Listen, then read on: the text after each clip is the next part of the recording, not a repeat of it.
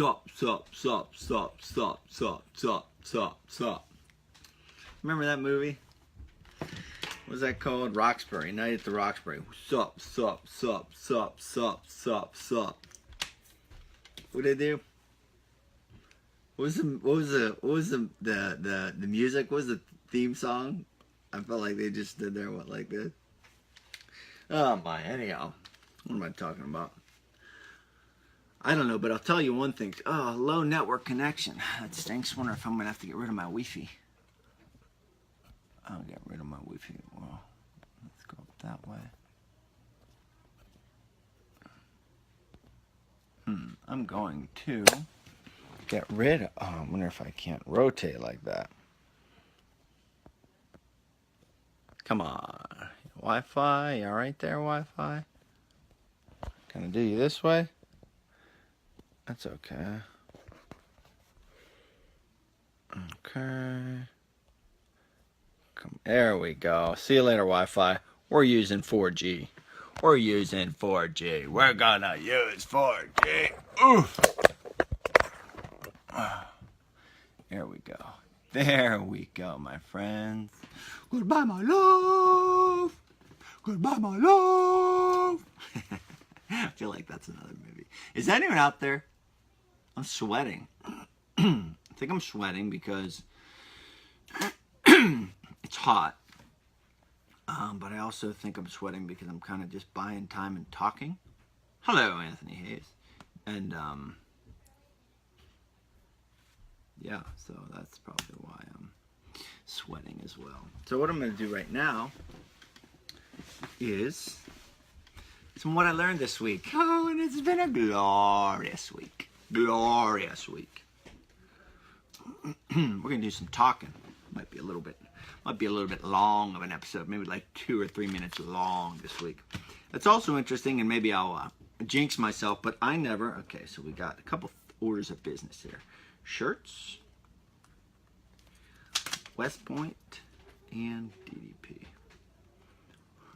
So I never plan the length of this show, what I learned. Generally, the AMX, not generally, AMX is I limit, I cap at 8 minutes. So I plan accordingly, and then I wrap it up accordingly. I kind of like pay attention as I'm going. But these what I learned episodes are never... Length is never planned. Same amount of content, 7 bullet points, 6 bullet points sometimes. Always seems like they're about 20 minutes. So we'll see if it's see if I just janxed myself or not. So my daughter has a southern accent. Home. No, she doesn't say home. That's like Central PA home. What'd she say? I forget what she says. But anyway, she has a southern accent. Oh, I can't share. But anywho-ski, we're going to crank out what I learned this week live from 2:30. I don't want to give you my address. Whoops. Live from Pennsylvania. Pennsylvania. Where Yun's from? Huh? Where Yun's from? Alright, so I am just stalling here. Sorry, getting ready to rock and roll.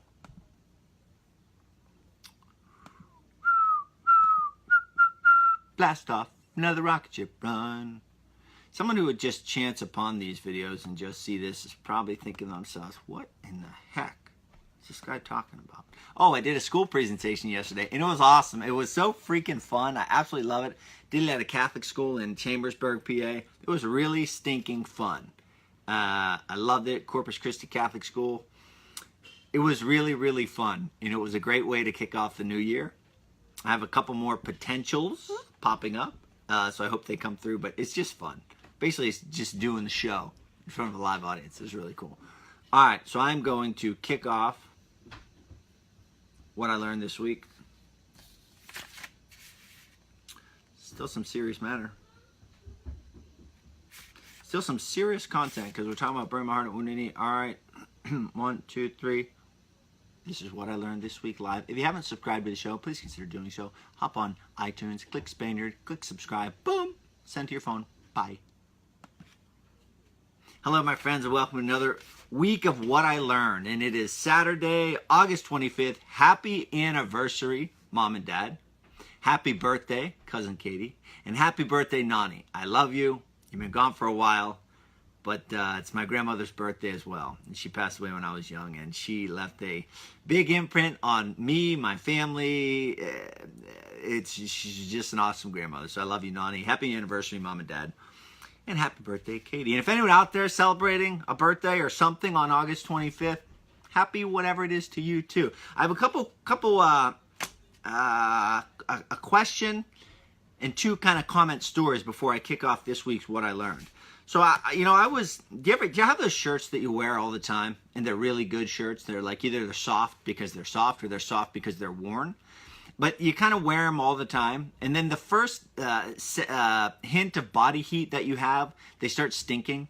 You know, it's like you're wearing a shirt and it's like, whether it's a training shirt or whether it's just a shirt, like I have one on right now.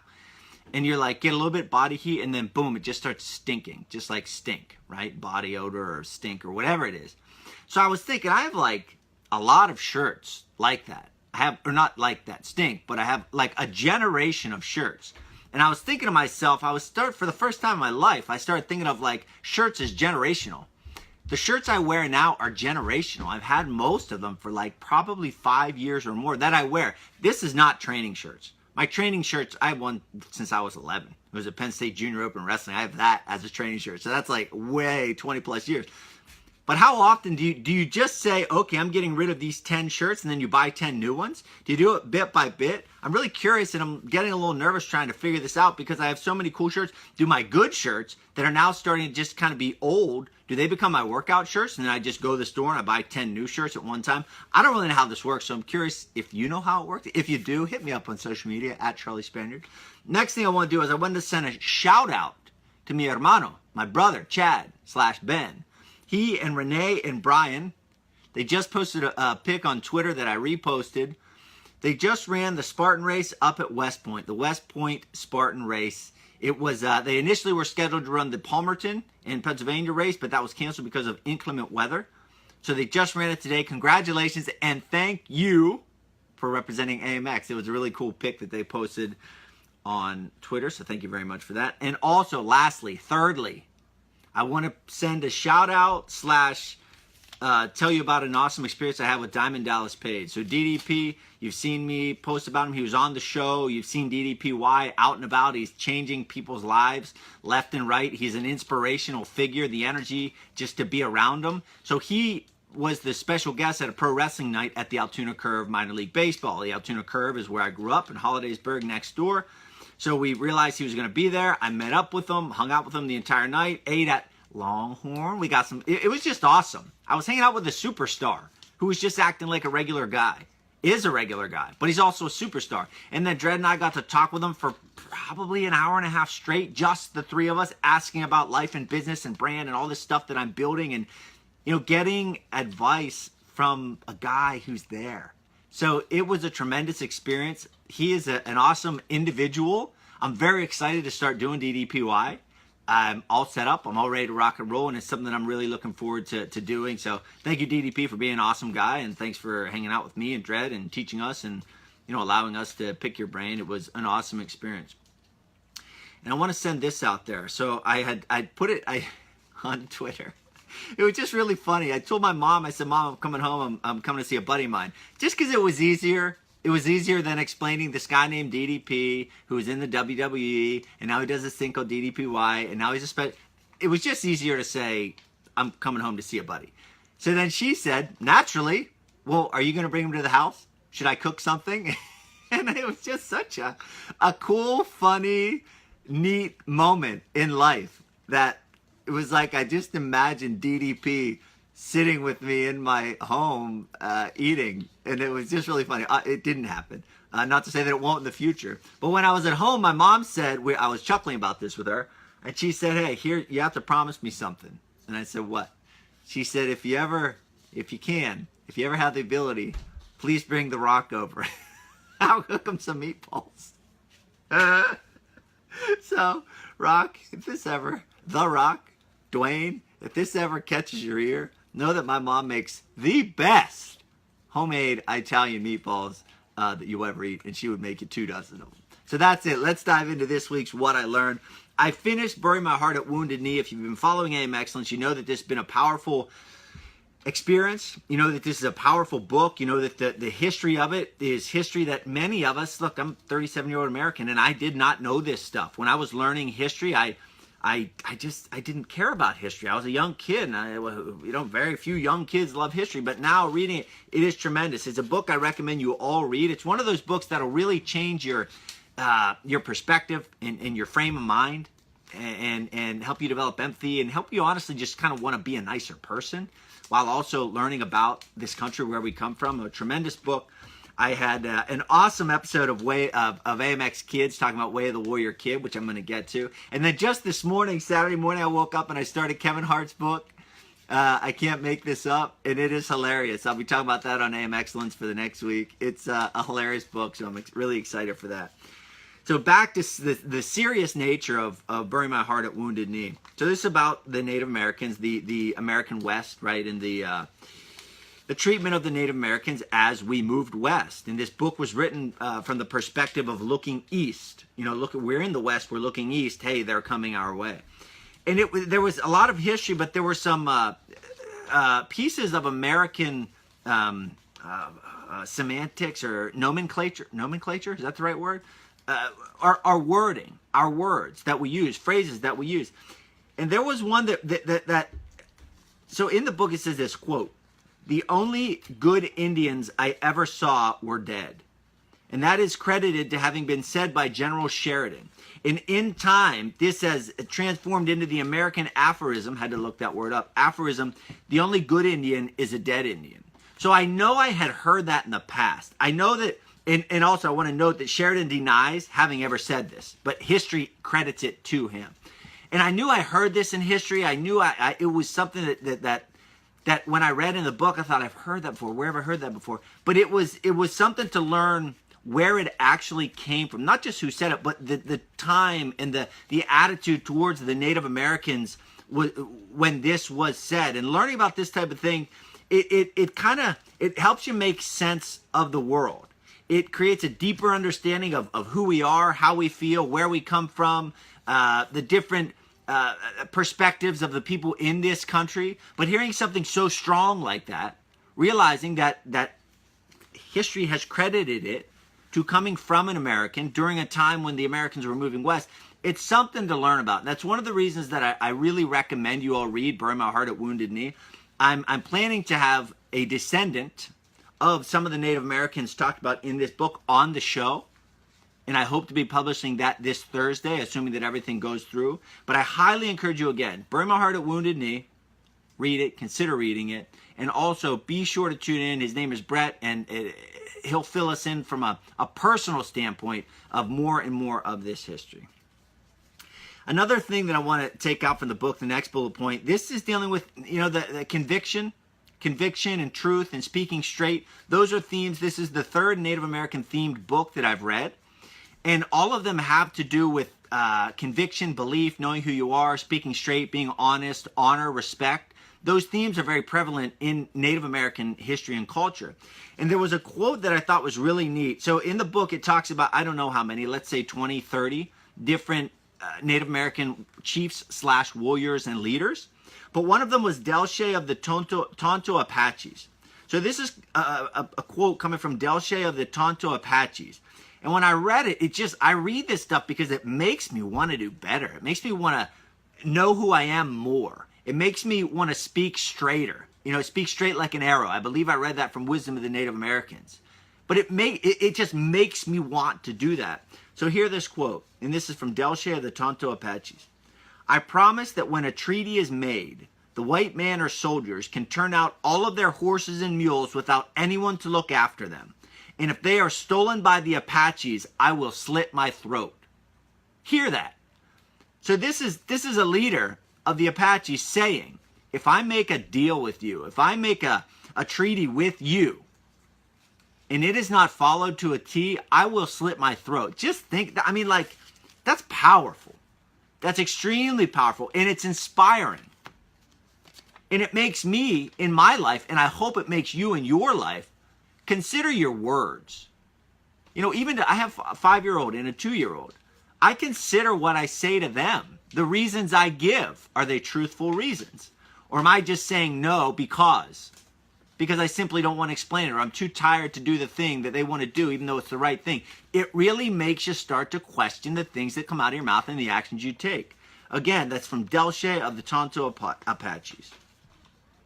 Moving on to the third bullet point. This is from AMX Kids.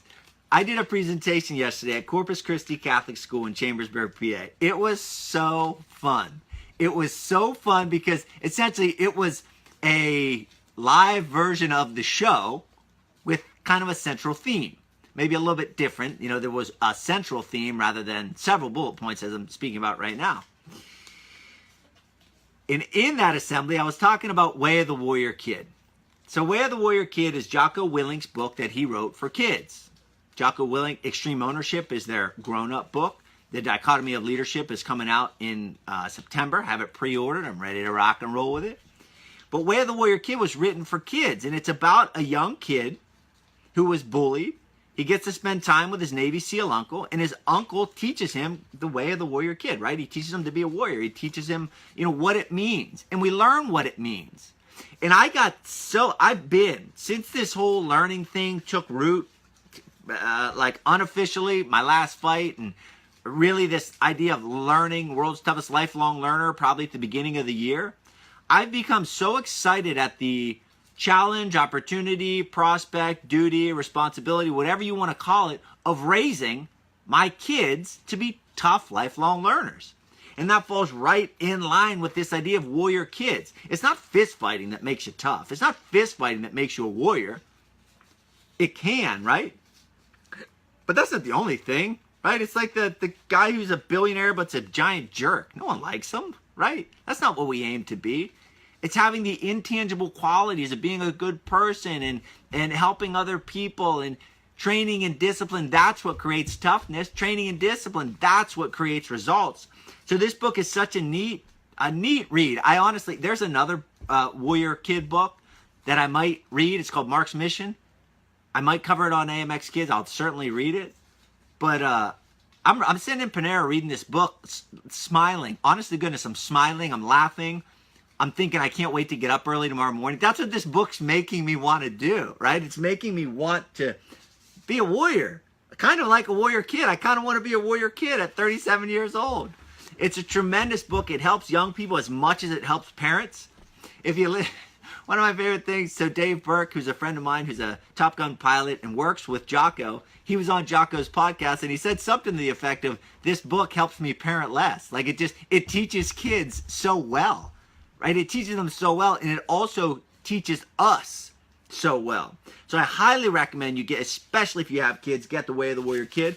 If you don't have kids, you should read it anyway because it's going to teach you valuable lessons, but you're also going to see like how influential Jocko Willink is, and then maybe, hopefully, you'll start listening to him as well on his show. Moving on, I wanted to share some stats with you. So truth be told, I was a little bit hesitant to cover Bury My Heart at Wounded Knee on AM Excellence because it's a very fact-based book. And I don't read a lot of fact-based kind of history books because it's hard to extrapolate off of those bullet points. And I don't want to just recite facts or recite a stat and then that's it. I like to extrapolate. I like to connect. So I was a little bit hesitant, and I talked over with Dred, and he said, no, absolutely, you should cover this book. And I'm glad, sincerely glad I did. It made me improve my abilities. It also taught me a lot more because I have, 10 full pages of notes and references based on this book. But there were some things here that I learned about the destruction of the North American buffalo. And I've asked this question, I've looked it up, pretty certain the only difference between the word bison and buffalo is that bison is North American. So technically, I guess I'm talking about bison. If I'm wrong there, you can correct me, please do. So here are some quotes regarding the destruction of the bison in North America. And mind you, this was to eradicate the Native Americans.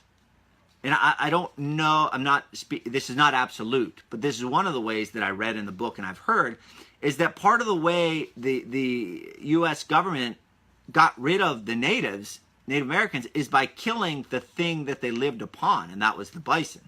So if they couldn't get to the Native Americans, they could get to the bison. And that's one of the strategies. I remember hearing the term scorched earth back, I feel like, in middle school. And it was used in this book as well. But I think scorched earth refers to military actions in general, or you just decimate everything on that land. But in particular, it was used in this instance for the buffalo. But here's some terrible, astounding facts. Here's a quote. So this is again by General Sheridan, whom I referenced earlier. Let them, quote, let them kill, skin, and sell until the buffalo is exterminated, as it is the only way to bring lasting peace and allow civilization to advance. So by way of destroying the buffalo, we will destroy the Native Americans and we'll advance. That's the mindset going on. Here's another quote. The endless desolation of bones and skulls and rotting hooves. So that's on the plains. They're talking about the plains and the actual stench of dead carcass, buffalo, bison carcass. And quote, this was saying like so a few years prior, quote, a thunder of 1,000,000 hooves would have shaken the prairie. So that's talking the mindset or the attitude about destroying the bison. And it's really sad, reading about it, it's really sad because it's such a powerful, majestic animal that was being utilized so efficiently by the Native Americans. So from 1872 to 1874, 3.7 million bison were destroyed. 3.7 million from 1872 to 1874, and 150,000 of them were by Indians. I'm presuming that it was, to eat, utilize, etc. And it's a terrible shame. And reading stuff like this, it gives you, like I said, perspective, but it also makes you more respectful. So even just reading about other people being terrible to the bison makes me treat things better. And I think and I hope it will do the same for you. So this next bullet point, this is a special one because hopefully, assuming everything goes well, I'm going to have a guest on the show who is directly related to the court case of Standing Bear versus Crook. So prior to 1879, this is astounding. Prior to 1870, and maybe this is common sense to people who know and study history, but it isn't to me because there's a lot of things that I'm just straight naive about, and that's why I'm so obsessed with learning about it. So prior to the 1879 court case, Standing Bear versus Crook, Indians were not considered persons under the law. So there was a case, and you can read the book or Google Standing Bear versus Crook, but basically Standing Bear was ordered to move from point A to point B, and he said, I don't want to. So then there was a court case, and it was, well, under the law, you can't be moved against your will. And they said, well, under the law, you're not a person. You're Native American. You don't have any rights. You're not a person. You're not protected under the law. And this was like a revolutionary thing. And in Standing Bear versus Crook, he actually won that case. So Brett, who will hopefully be on the show and you'll be able to listen to soon, is a descendant of White Eagle. And White Eagle, I believe, is Standing Bear's brother. So there's like direct descendants. And Brett lives out west. He's a Native American attorney. But he's a direct descendant of this court case. And I've been talking to him, and unfortunately for him, he gave me his cell phone number, so I've been asking him a million questions.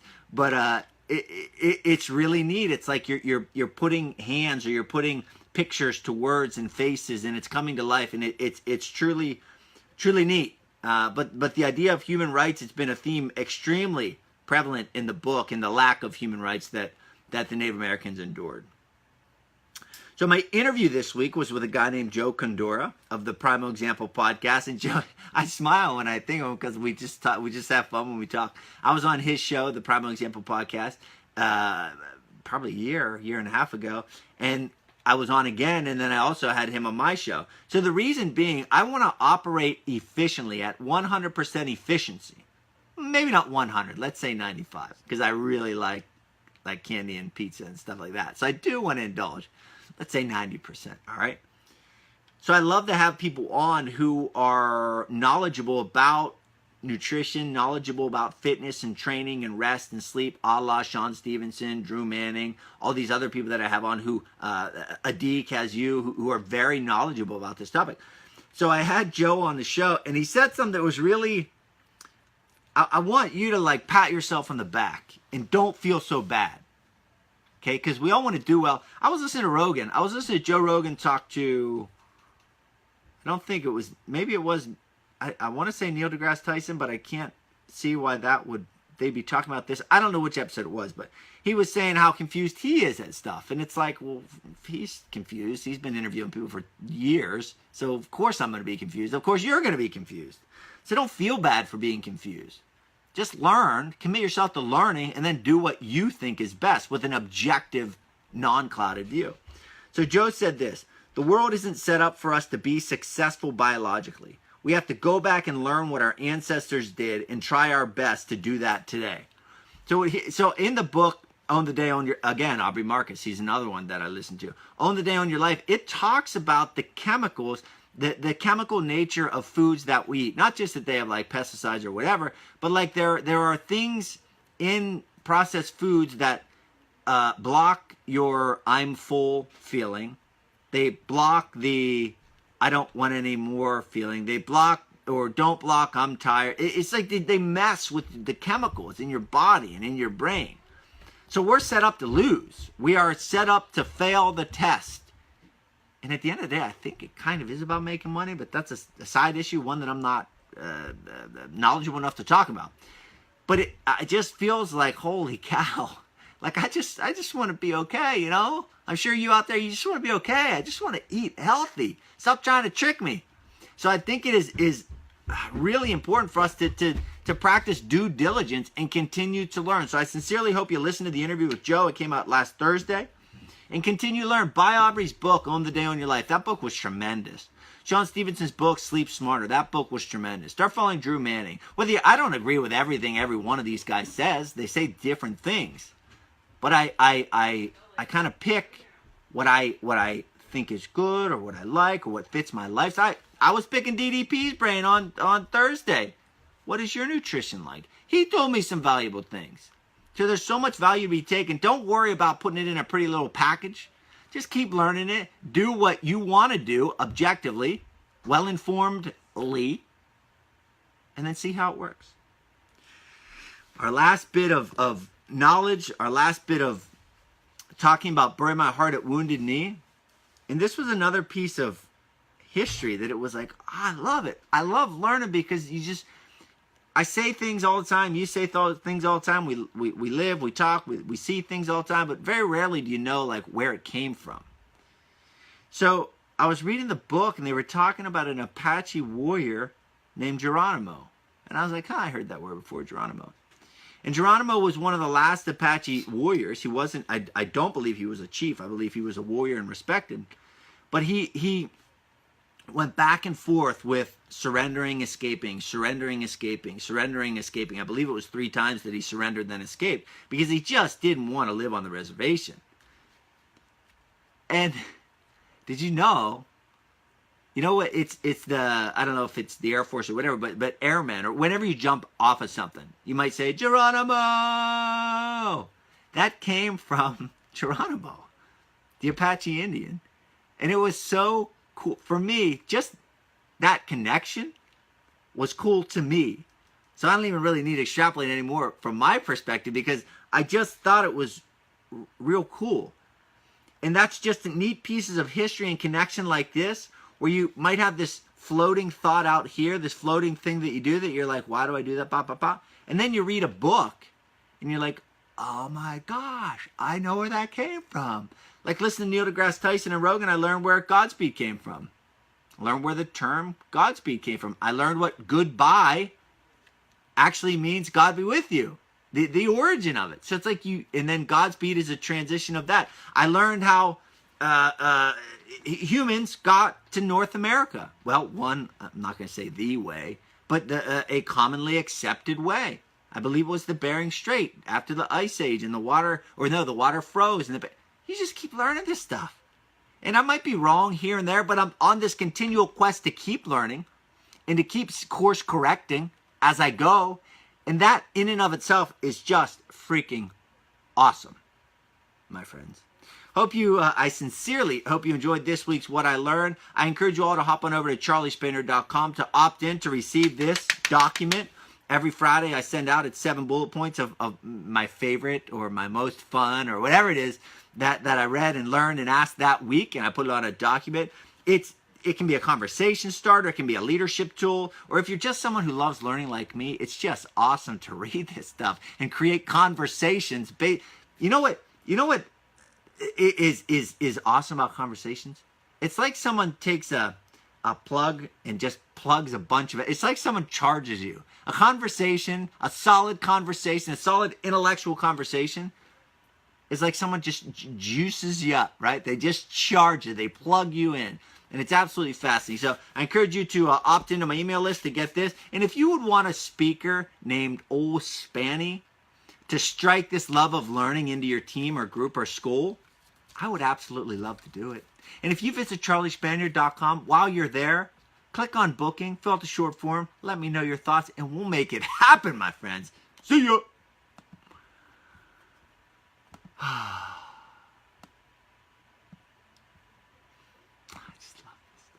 I do. I love it. I love it. I love it. I love it. Oh man, my head hurts. I don't even know if I took a breath.